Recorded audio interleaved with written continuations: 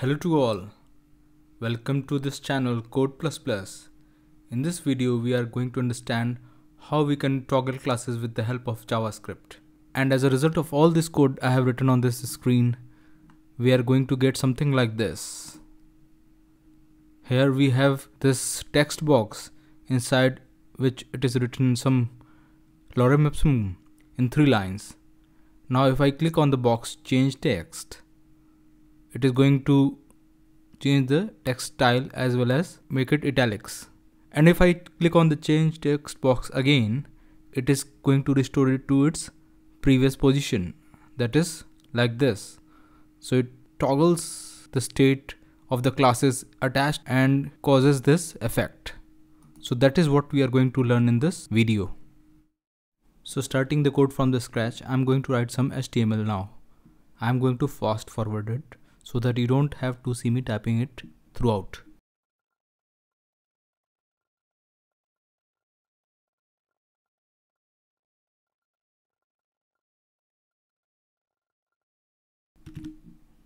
And that is our HTML.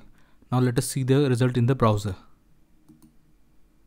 So here on the browser we can see that we have the basic HTML that has been written, and this last line change text will be converted to a button, and we will add an event listener to it. So if you want to understand what is an event listener, I have the video just right for you in the top. Now moving on, let us add some CSS to the HTML. In order to me avoiding typing everything, I'm just going to uncomment the CSS which I had already written and explain you line by line, and that way it would be better, since this is not a CSS course, this is about JavaScript. So moving on to the style tag. First I'm going to comment the container. So the div with the class of container will have these properties. Here is the div with a class of container, and it is going to have these properties: a width of 400, a height of 400, margin of 50 pixel, and auto. It means that the container would be placed in between the screen, padding of 20 pixel, a border of 5 pixel and some orange color, border radius of 20 pixels, so the border is not right angle but a smooth curve, font style of italic, text align of justify, that will align the lorem ipsum inside the paragraph tags, and a padding of 20 pixel. Now let us save it and see the result in the browser. So here what it will look like: lorem ipsum $set. Now let us add the numbering 1 to 3 to our HTML code. So this is our line number 1, this is our line number 2, and this is our line number 3. Now after the container we are going to apply the color of dark red to the paragraph tags. So we have saved it, and we can see the result that the words have turned into dark red. Now let us design the button. So I'm going to uncomment it. So we can see I've given it a font style of normal with a width of 90 pixel, height of 20 pixel, a padding of 10 pixel, margin of 30 pixel, auto, so it will remain in between the container. The color inside the button would be red, so the text inside the button would be red, and the text would also be bold, and the button would have a background color of white smoke, and it would be having a border of 2 pixels solid blue and a border radius of 8 pixels, so the button would be rounded somewhat, and a position of relative. Now we have saved it, and we can see it on the browser. I have not added any hover effects on that, so the cursor would not move and this would not be seeming like a button. Instead it would be seeming like a ordinary text now, and that is what we are going to do. We are going to add some hover effect to it. Now coming back to our CSS, so I'm going to uncomment this portion. Now on hovering the button, the border would change to green color, and the color of the text inside, that is change text, would remain brown with a background color of beige, and a cursor would become pointer. So here how it will look on the browser. So if I hover it, the color would be changed. As you can see, it is changing. Now coming back to the last, adding some CSS property to the span tag. I'm going to uncomment it, and now we can see the result. Now our button is ready. All we need to do is add various event listeners and do our programming in JavaScript. That is what we are going to do under the script tag. So let us begin. First of all, we will have a button, and we can do this by using query selector. And for the button, we have the class button. So this will select this div class change text button, and on that button we would add a event listener. But before that, I want to take two colors so that we can change the color of our lorem ipsum paragraph tags once we have added the toggling effect. So var para initial color is equal to dark red, and var para final color is equal to dark blue. Now we are going to add an event listener to the button. So it will be button.add event listener, and the event would be click with a function over here, and inside this function we can do our thing. So first of all, I want to show you one thing, that is console.log button class list button.class list.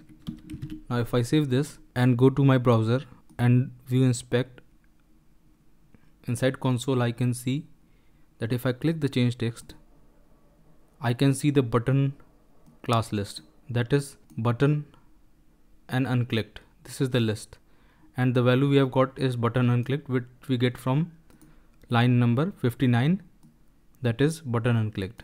Suppose if I add something over here like alpha, bravo, so these two classes have been added inside the div class. Now if I save them and come back to our browser again and refresh and click on the change text, I can see the complete list of all the classes which have been added to the button, that is button unclicked alpha bravo. Now taking the advantage of these properties, I can do something, and that is what we are going to do. We are going to toggle, and in that toggling process I will remove this unclicked class from the div, and we are going to place it with click, and then again when the user clicks, it will be restored back to unclicked. So that is what is going to happen.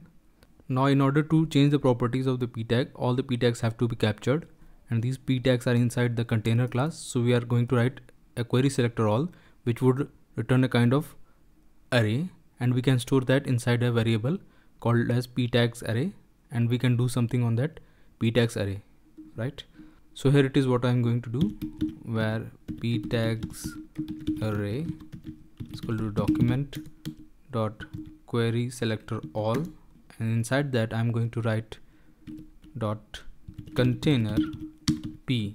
So all the p tags inside the container would be selected. Now initially when the program would run, we would have the class of unclicked, and when I click it, it has to be changed to click. Inside the button I have the class list, and the class list's second item, that is unclicked, would be there, so I can compare for that. This is what I am going to do, and using our button.classList. So if button.classList1, that is the second item, is unclicked, right?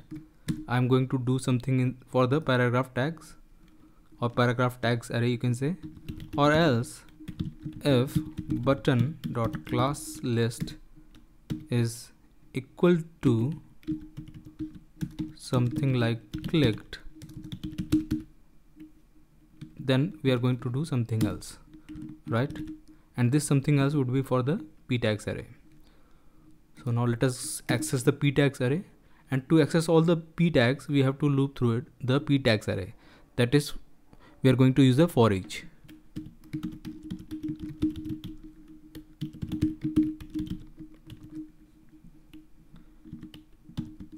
and I'm going to name the item as para using a arrow function. Now para dot style dot color is equal to para final color, which we have declared on line number 64, and para dot style dot font weight is equal to bold, and para dot style dot font style is equal to normal. So for each para tag, I'm going to change the style properties, that is color, font weight and font style. In the initial unclicked position, it would have some color, right? So it would be having a color of dark red. If that is unclicked, that is the initial, and we are going to click, so in that case the color has to be changed. So from dark red it will be changed to dark blue. So that is why I'm assigning the para final color over here. At the same time, when the class is unclicked and it has been clicked, the button has been clicked, so at that time I need to remove this class unclicked over here and replace it with clicked. So that is what I'm going to do over here. Button dot class list dot remove, and I'm going to remove the unclicked class and replace it with button dot class list dot add clicked. Now this is the case for unclicked. Now for the case of clicked, suppose I have clicked the button once, right? I have clicked this once. Now the class has been changed to clicked, right? So when the user is coming for the second time and the button is already clicked, right? It is something like this. He will click again. So I need to toggle the class again back to unclicked. So that is what we are going to do in the second case, in the else. I know this might be a bit confusing, but once we are through the code, I will explain the scenario using the logs, right, in the browser. So it will make things clear. So inside the else, we are going to use the p-tags array once again, and for that the same thing like we had done earlier, we would use p-tags array for each. So I'm going to copy this code and paste it here, make some relevant changes, that is I'm going to remove these classes, add the things later on, and it will be para initial color, because after having a class of clicked, I want to change it again to dark red, right? In the case of class clicked, the color was already dark blue that we assigned over here.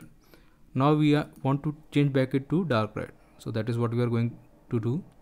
Now the font weight would become normal again, and the font style would become italic, right? And the class which has to be removed now is clicked, and it has to be replaced with unclicked. So I'm going to remove the class clicked and again make it to unclicked, which was the earlier state over here.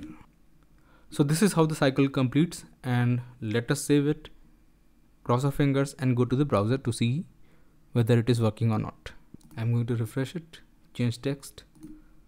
Now the thing is working, right? If I click on the change text again, it will become like this. So if I refresh the page, this is our initial state, right?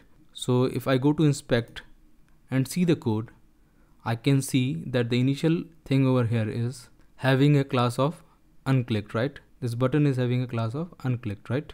Now if I'm going to click on the button, change text,